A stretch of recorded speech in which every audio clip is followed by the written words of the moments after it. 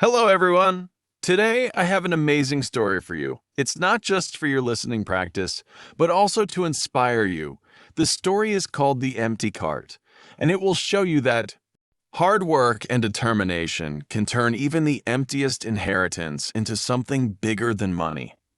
There was a young woman named Maria, 22 years old, living in a small coastal town where the streets smelled of salt water and ripe fruit. Every morning, Maria had big dreams. She wanted to travel, study business, and maybe one day open a real shop with her name above the door. But life had other plans for her. Maria's grandfather, old Tomas, had pushed a fruit cart through those same streets for almost 40 years. Everyone in town knew him. They knew the way he stacked his oranges into little pyramids, and the way he always gave the children one free strawberry just to see them smile when Tomas passed away that spring. The whole town came to say goodbye, and after the funeral, Maria's uncle handed her a set of rusty keys. "These are for the cart," he said. "Your grandfather wanted you to have it." Maria looked at the keys and felt her heart sink. The cart was parked behind Tomas's old house. One wheel was cracked. The wood was rotting in places, and the paint had faded to almost nothing. This was her inheritance, not money, not land, not a proper business, just a broken wooden cart that looked like it belonged in a junkyard. Her cousins had received small amounts of savings her aunt had received grandfather's modest house, but Maria had received an empty cart that evening. Maria sat on the back steps of her small apartment, staring at the keys in her hand. She thought about all her plans: university, a real career, maybe moving to the city. None of that seemed to include a fruit cart. She thought back to her childhood memories of her grandfather waking before dawn, every single day, rain or shine, pushing that same cart through streets that were often empty except for stray cats and early fishermen heading to the docks. She remembered how tired he always looked in the evenings, his shoulders slightly hunched, his hands rough and calloused from years of handling wooden crates and heavy baskets of fruit as a child. She had admired him without fully understanding the cost of that admiration. As an adult staring at his broken cart, she began to understand it far more clearly. Her friends from school had gone on to become nurses, accountants, and teachers. Most had left the small coastal town entirely, chasing opportunities in the bigger cities up the coast. Maria had always assumed she would eventually follow them. That assumption had shaped every decision she made. Her part-time jobs were meant to save money for university applications. Her evenings were spent studying for entrance exams rather than learning practical skills like cooking or repairing things with her hands. The fruit cart felt like a strange detour from a path she had been walking her entire life. Her mother, Elena, found her sitting there in the dark. "Are you all right?" Elena asked. Maria let out a bitter laugh. "He left me a cart, Mom. A broken cart. Everyone else got something useful, and I got this." Elena sat down beside her daughter and took her hand. "Your grandfather fed this family for 40 years with that cart," she said quietly. "It wasn't much to look at, but it was. Never empty of purpose. Maybe it's not the cart itself that matters. Maybe it's what he was trying to teach you." Maria shook her head. "I don't want to sell fruit on a street corner, Mom. I wanted more than this." That night, Maria couldn't sleep. She kept thinking about her grandfather, how he never seemed rich, but never seemed poor in spirit either. How the whole town had shown up for his funeral, not because he had money, but because of who he was, she remembered. Being a little girl, running alongside his cart while he called out, "Fresh peaches, sweetest in town, come and try." She remembered the sound of his voice, the way strangers became friends around that cart by morning. Something inside her had shifted. She still didn't know what she wanted to do with the cart, but she knew she couldn't just leave it to rot behind. The old house sent as Maria walked to her grandfather's house and stood in front of the cart for a long time. She ran her hand along the cracked wood, and noticed something carved into the underside of Severo, the frame. Small letters that had almost worn away with time. She knelt down and read them. Nothing is free, but everything is possible. She didn't know if her grandfather had carved those words himself or if someone had done it for him, but reading them there, in the quiet morning air, felt like a message meant only for her. Maria decided she would try just for a little while. She would fix the cart and sell fruit for a few weeks. See if it was something she could bear to do. If it didn't work, she told herself, she could always sell the cart for scrap wood and move on with her real plans. But deep down, some part of her already suspected that this decision would change everything. She told her best friend Sophia about the plan, expecting to be talked out of it instead. Sophia's eyes lit up with excitement. "That's amazing, Maria," she said. "Your grandfather's cart has history. The whole town already trusts that name. You're not starting from zero, you're starting from 40 years of goodwill." Maria hadn't thought about it that way before. She had been so focused on what she lacked, money, experience, a clear plan, that she hadn't considered what she already possessed simply by being Tomas's granddaughter. That conversation with Sophia planted an important shift in Maria's thinking. She began to see the cart not as an obstacle standing between her and her real dreams, but as a strange kind of head start, one built from decades of quiet reputation rather than money. It wouldn't be easy, she knew that much already, but for the first time since the funeral, she felt something closer to curiosity than dread when she thought about the mornings ahead. The problem was Maria had no money to repair the cart properly, no money to buy fresh fruit in bulk, and no experience running any kind of business. She had worked part-time jobs before, folding clothes at a shop, answering phones at an office, but nothing like this. She sat with a notebook and a pencil, trying to figure out where to even begin. The numbers scared her. She needed new wheels, new paint, and enough fruit to fill the cart for even one single day of selling. And her savings amounted to almost nothing. She thought about asking her uncle for a loan, but he had made it clear at the funeral that he thought the cart business was a waste of time. "You're a smart girl, Maria," he had said. "Find a real job, forget about pushing fruit around like your grandfather did." His words stung more than she expected, but they also planted a small, stubborn seed of determination. Inside her, if no one believed the cart was worth saving, she would have to prove them wrong on her own. Maria decided to start with what she had, just like her grandfather always did. According to her mother, she gathered old tools from his shed, a hammer, some sandpaper, a few mismatched nails. She spent an entire weekend sanding down the rotting wood. Her hands blistered, and her back ached by the end of each day. But slowly, the cart began to look less like broken junk and more like something that could be saved. She found an old can of blue paint in the shed, just enough to cover the repaired panels, and she painted late into the evenings after her regular part-time shifts. For the wheel, she had no money to buy a replacement, so she visited a small repair shop near the harbor, run by a quiet man named Diego. "Please," she said, "I don't have much money, but I need to fix this wheel. It belonged to my grandfather." Tomas Diego's expression changed when he heard the name. "Your grandfather fixed my bicycle for free.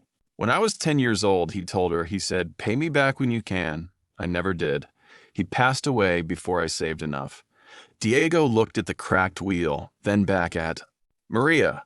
"Consider this me finally paying him back," he said. "I'll fix it for free. Just promise me you'll keep the cart running." That small act of kindness meant more to Maria than she could put into words. It wasn't just a fixed wheel. It was proof that her grandfather's kindness had planted seeds all over. Town seeds that were still growing even after he was gone. She began to understand that the cart wasn't empty at all. It was full of relationships and trust that had been built over decades, one kind act at a time. Now, Maria needed fruit to sell, but she still didn't have enough money to buy in bulk from the wholesale market, she remembered. a small orchard on the edge of town owned by an elderly couple named Rosa and Felix. She had heard they sometimes let local sellers take fruit on credit if they trusted them. She walked the long, dusty road to the orchard, nervous about what she would say. Rosa was picking apples when Maria arrived. She introduced herself and explained her situation. "I'm Tomas's granddaughter," she said. "I want to start selling fruit from his old cart.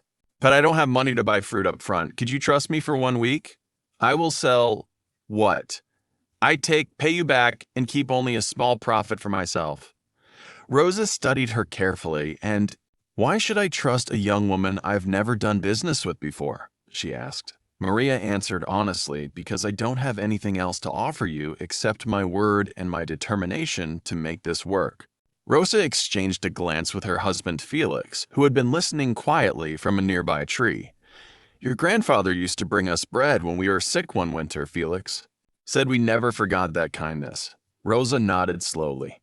"All right," she said. "We'll give you fruit for 1 week. If you don't return with the money, don't come back. Understand?" Maria nodded quickly. "Thank you. I won't let you down."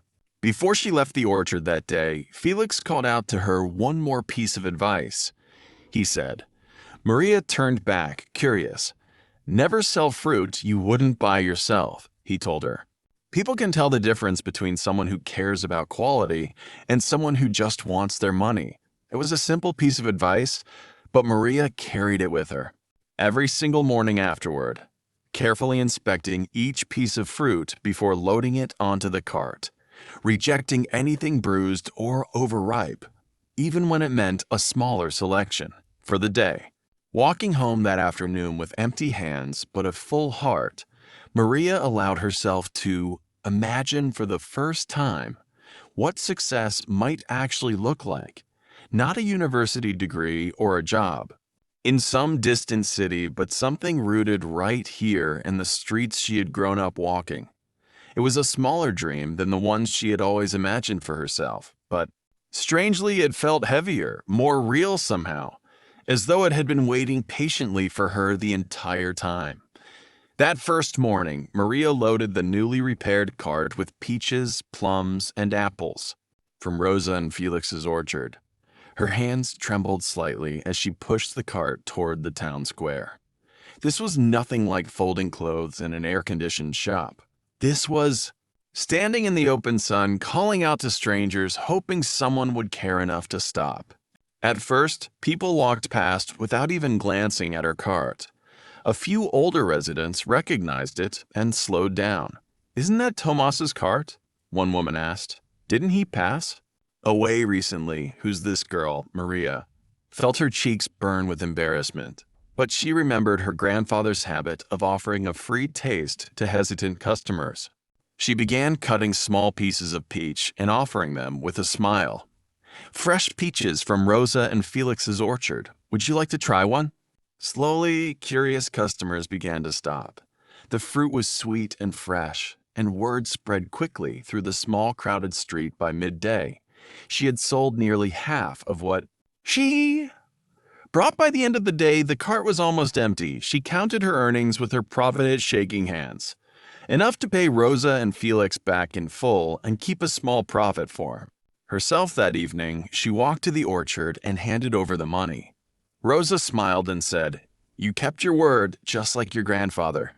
Come back tomorrow if you like." Maria worked tirelessly. In the weeks that followed, she woke up before sunrise, walked to the orchard, loaded her cart, and pushed it through town, greeting neighbors and regulars by name, just as her grandfather used to. She began remembering small details. Who preferred sour fruit? Who was allergic to strawberries? Who always wanted extra napkins for their children? Slowly, her small fruit stand became more than a business. It became a familiar, comforting presence in the town square again. One afternoon, an old friend of her grandfather's, a retired teacher named Mr. Alvarez, stopped by the cart. "Maria," he said, smiling warmly, "your grandfather would be so proud of you." Maria felt tears prick her eyes. "Thank you, Mr. Alvarez," she said. "I still don't fully know what I'm doing, though." He chuckled. None of us do it first, he said. But you're doing it with the same heart he had. That's what matters. After 2 months of steady work, Maria had saved enough money to buy her own small supply of fruit outright, instead of relying entirely on credit from Rosa and Felix. Although, she still bought most of her stock from their orchard out of loyalty and gratitude. She also began expanding slightly, adding dried fruits and homemade lemonade during the hunt.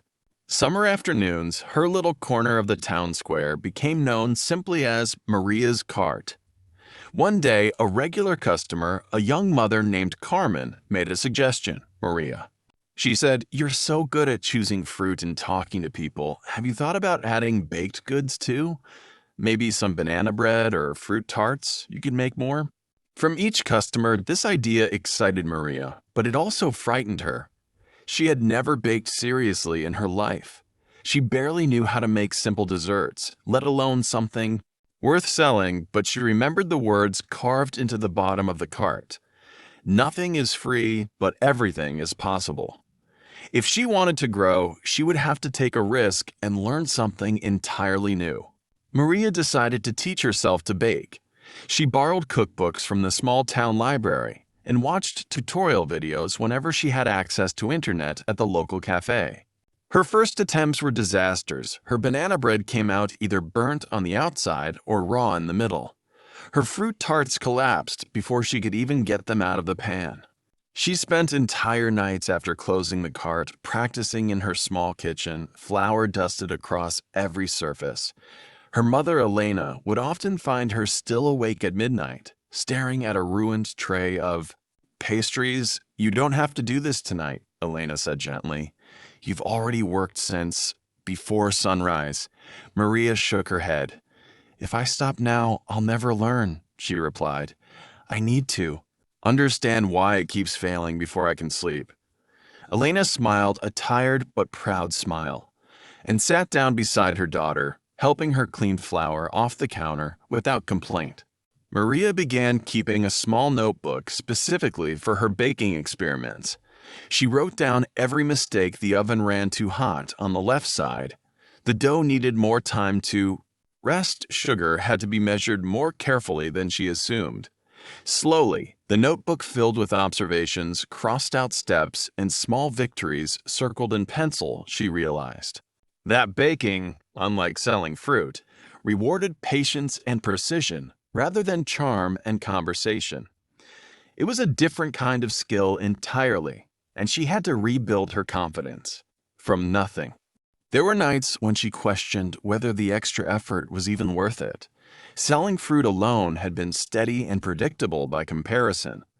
Baking felt like starting over as a complete beginner again, just when she had finally grown confident with the cart itself. She remembered something her grandfather used to tell her when she struggled with schoolwork. As a child, being new at something isn't the same as being bad at it. It just means you haven't practiced enough yet. She wrote that sentence at the very top of her baking notebook and read it every time frustration crept back in. One Sunday afternoon, her younger cousin Anna, who was only 13, came to visit and found Maria elbow deep in flour. "Can I help?" Anna asked, eagerly. Maria hesitated at first, worried about wasting more ingredients, but decided to let her cousin try. Together, they attempted a simple fruit tart using leftover peaches from the cart, to Maria's surprise. Having someone else in the kitchen made the process feel lighter, less like a lonely struggle and more like the kind of shared work her grandfather always spoke about. One particularly frustrating night, after ruining her fourth batch of banana bread in a row, Maria sat on her kitchen floor and cried quietly. "Maybe I'm not meant for this," she whispered to herself.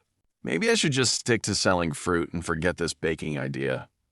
But then she remembered her grandfather's carved message and her mother's words about purpose. She wiped her eyes and stood back up. If grandfather could push a cart through town for 40 years, the least I can do is learn to bake a proper loaf of bread. She reached out to Carmen, the very customer who had suggested baking in the first place. "My mother taught me to bake," Carmen admitted with a laugh. "I'm happy to show you." A few tricks if you'd like. The two women began meeting twice a week in Carmen's kitchen, where Carmen patiently taught Maria the basics, measuring ingredients properly, understanding oven temperatures, knowing when dough had been kneaded enough. Slowly, with practice and guidance, Maria's baking began to improve. After several more weeks of trial and error, Maria produced her first truly successful batch of banana bread, moist, golden, and perfectly sweet. She brought a loaf to the cart the next morning, nervous about what? Customers would think she offered free samples, just as she had done with the fruit years earlier. No, wait, weeks earlier though. It felt like years, given everything she had learned. Customers loved it. This is better than the bakery downtown, one man said, smiling. Word spread quickly, and soon people were specifically asking about her banana bread and fruit tarts. Maria began preparing small batches of baked goods every evening to sell alongside her fruit. The following morning, her income slowly began to increase, and for the first time, she began to imagine that this cart might become something bigger than she had ever expected. As autumn deepened, Maria noticed something else changing as well.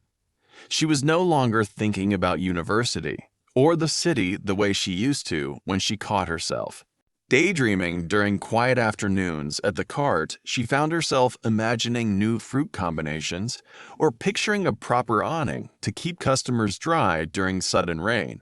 Showers her old dreams hadn't disappeared exactly. They had simply been replaced by a new one that she hadn't expected to want this much. Her uncle, who had once dismissed the cart as a waste of time, stopped by unannounced one afternoon. He stood at a distance for a while, watching her interact with a line of customers before finally approaching the counter.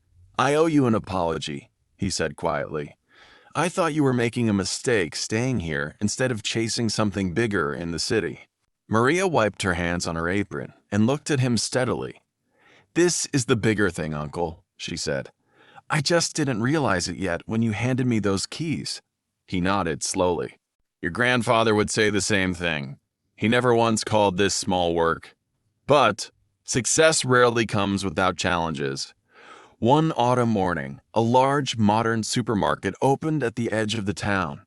Square with bright lights, automatic doors, and neatly stacked produce imported from all over the country, they offered fruit at slightly lower prices and advertised heavily with colorful banners and free giveaways during their opening week. Maria noticed her usual customers drifting toward the new store instead of her familiar cart. Her sales began to drop sharply within just a few days. Panic crept into her chest. What if people forgot about her cart entirely? What if all her hard work over the past year had been for nothing? She stood behind her cart one slow afternoon, watching people walk past her toward the supermarket entrance, without even glancing her way. For a moment, she felt like giving up. Entirely. Maybe her uncle had been right after all. Maybe this had always been a losing battle. That evening, Maria visited her mother, feeling utterly defeated. "I don't think I can compete." With a supermarket mom, she said quietly, "They have everything. Shiny lights, low prices, convenience. I just have an old wooden cart." Elena took her daughter's hands gently and said, "Your grandfather never tried to be the biggest or the cheapest. He tried to be the most trusted. Maybe that's something a supermarket can never truly offer." Maria thought about her mother's words all night long. The next morning, instead of panicking or lowering her prices desperately to compete, she decided to ask her loyal customers directly. "What makes you choose the cart over the supermarket?" she asked. Several regulars, one elderly woman, answered, "Because you remember that I like this softer peaches." "And you always ask about my grandchildren," a young father said. "Because my daughter loves watching you cut the fruit samples. It feels personal here, not like shopping in a cold building." These answers gave Maria a new sense of clarity the supermarket could offer: convenience and low prices. But it could never offer the personal connection and trust her grandfather had spent 40 years building, and that she herself had been slowly rebuilding over the past year. Instead of trying to compete directly with the supermarket, she decided to lean fully into what made her cart special.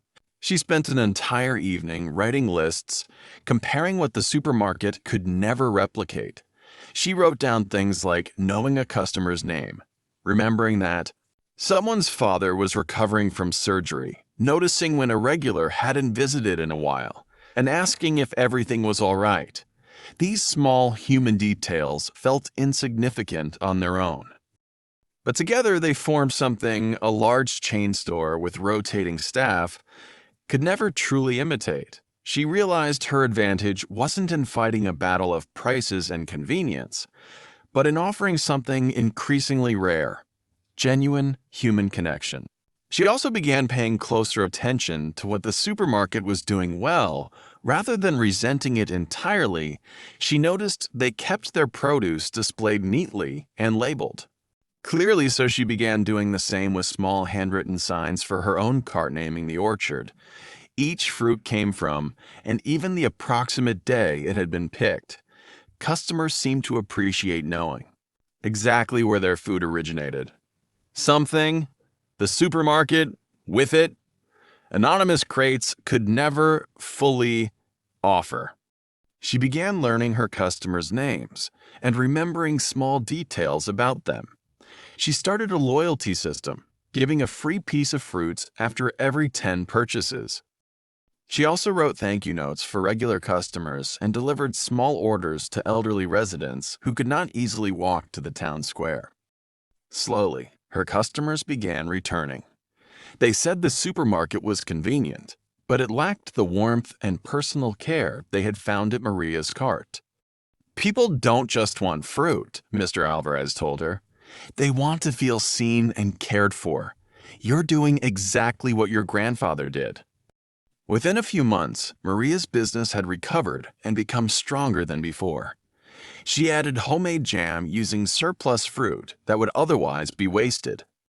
She also began accepting custom orders for family gatherings and celebrations.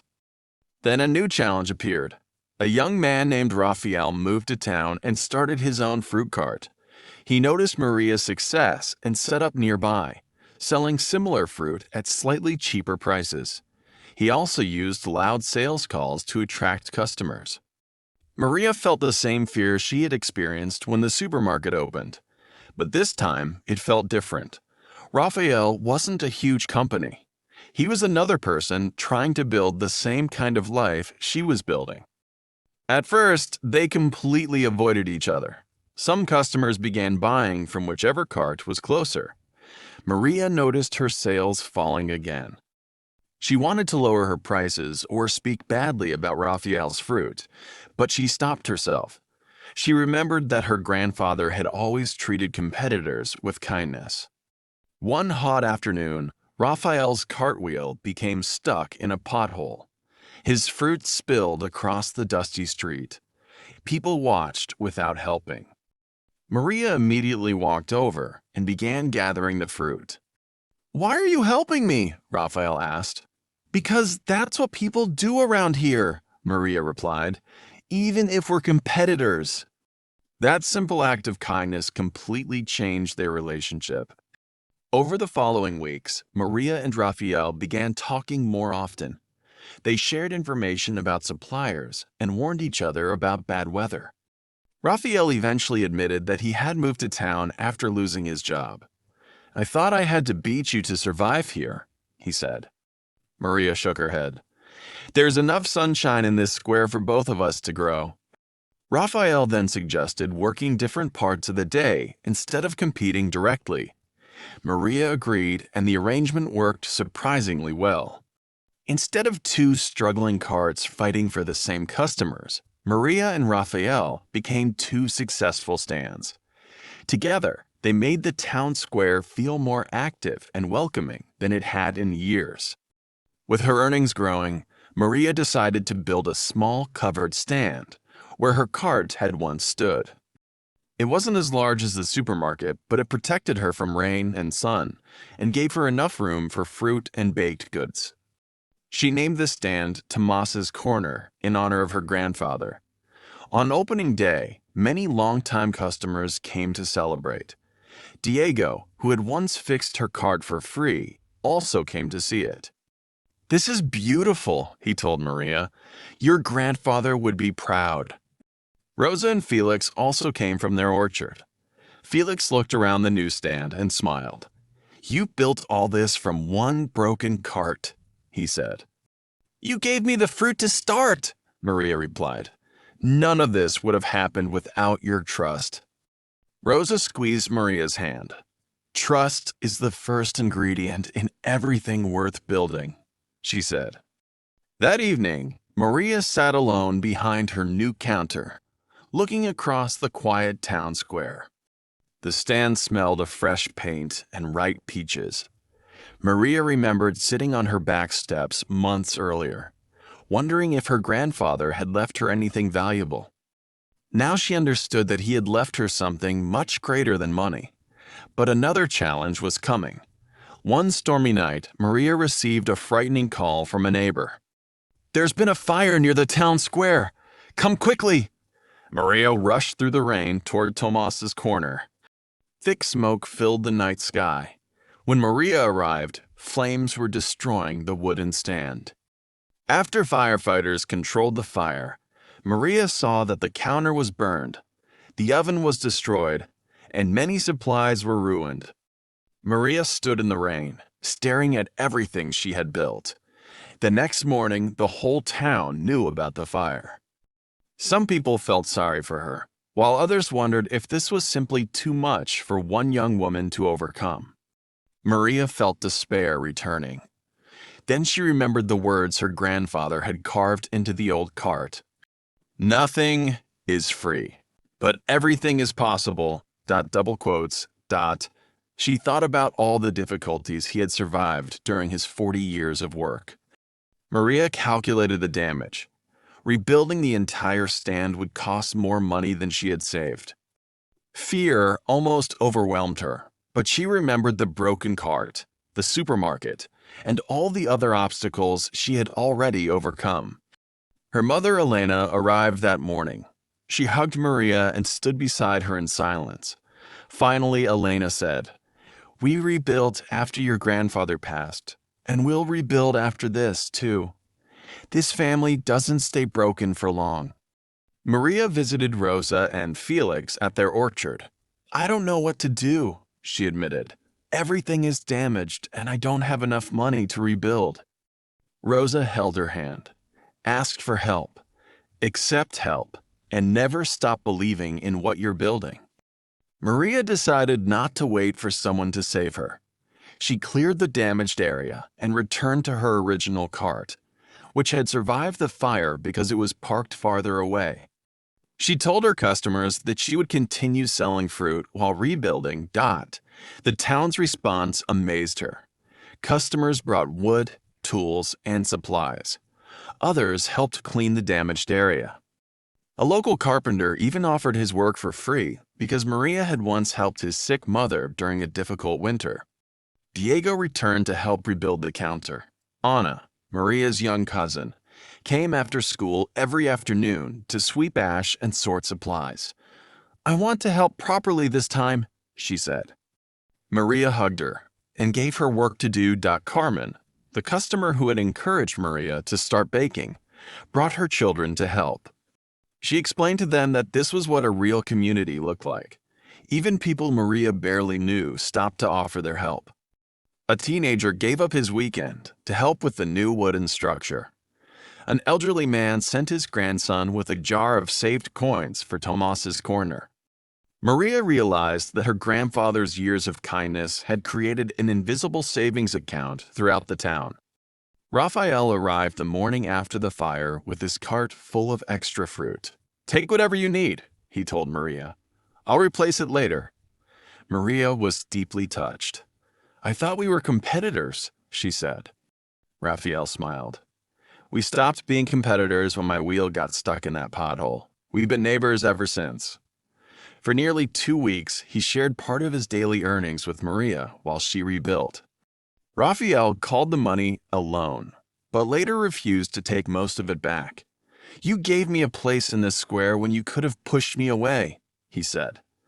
This is just returning the favor. Their friendship inspired the whole town. Maria realized something important. When people see genuine kindness and effort, they often want to give kindness back. Her grandfather had spent 40 years planting seeds of trust, and now those seeds were growing into support for Maria. After almost 2 months of rebuilding, Tomas's Corner finally reopened. It was even better than before. Maria added a covered seating area for elderly customers, new seasonal foods, and a loyalty card for her most dedicated customers. On the reopening day, the town mayor came to congratulate Maria. Your grandfather spent decades building trust here, he said. You have shown us that his spirit lives through your hard work and determination. Maria felt overwhelmed with gratitude. I want to thank every one of you, Maria said. You taught me that nothing in life is truly free. Not trust, not success, not recovery. Everything must be earned through hard work, patience, and the courage to keep going. Maria looked toward Raphael. I also want to thank someone who taught me that competitors can become family. The crowd applauded. Elena watched from the back with tears in her eyes. Sophia squeezed Elena's hand. She did it, didn't she? Elena nodded. She did more than that, she replied. She became exactly who she was meant to be. From that day forward, Tomas's Corner became more than a fruit stand. It became a symbol of resilience and community. People from nearby towns even began visiting to meet the young woman who had turned an empty inherited cart into something extraordinary. Years later, people still told the story of the girl who inherited an empty cart and turned it into the heart of the community. Children who grew up eating peaches and banana bread there often asked Maria how it all began. She always gave the same answer. With a small, broken cart and a decision not to give up, Anna eventually became Maria's first official employee. She learned the business just as Maria had learned it, through hard work and necessity. Raphael's cart remained beside Maria's stand. They continued supporting each other during both slow seasons and busy holidays. Rosa and Felix kept supplying fruit from their orchard until they eventually retired. When Rosa and Felix retired, they trusted Maria to help distribute their harvests to other small sellers in town. They knew she would handle the responsibility with honesty and care. Maria never attended university as she had originally planned. Instead, she later took evening business courses and gained formal knowledge to add to everything she had learned through experience. She used that knowledge to help young people start their own businesses. Maria often repeated the lesson her grandfather had carved into his old cart. Her story taught that inheritance isn't always something valuable on the surface. Sometimes, the greatest inheritance is an opportunity disguised as a burden. She also learned that asking for help isn't weakness. Trusting others can be the foundation of real success. Every setback can become a stepping stone if you refuse to give up. She learned that competitors can become allies when kindness replaces fear, and relationships built through trust can be worth far more than money or expensive equipment. Maria didn't just rebuild a fruit stand. She rebuilt her understanding of success. By doing so, she honored her grandfather in the most meaningful way possible. Nothing is free, but with determination and heart, everything is possible. So, before you close this video, ask yourself, what empty cart has life placed in your hands? What small opportunity have you ignored because it didn't look like the dream you imagined? Sometimes ordinary beginnings hide extraordinary futures. You may not see the value of an opportunity today, but you will never know what it can become unless you take the first step. Start pushing forward. One small step, one sail, one sunrise at a time. Thank you for listening today. And remember, nothing is free, but everything is possible.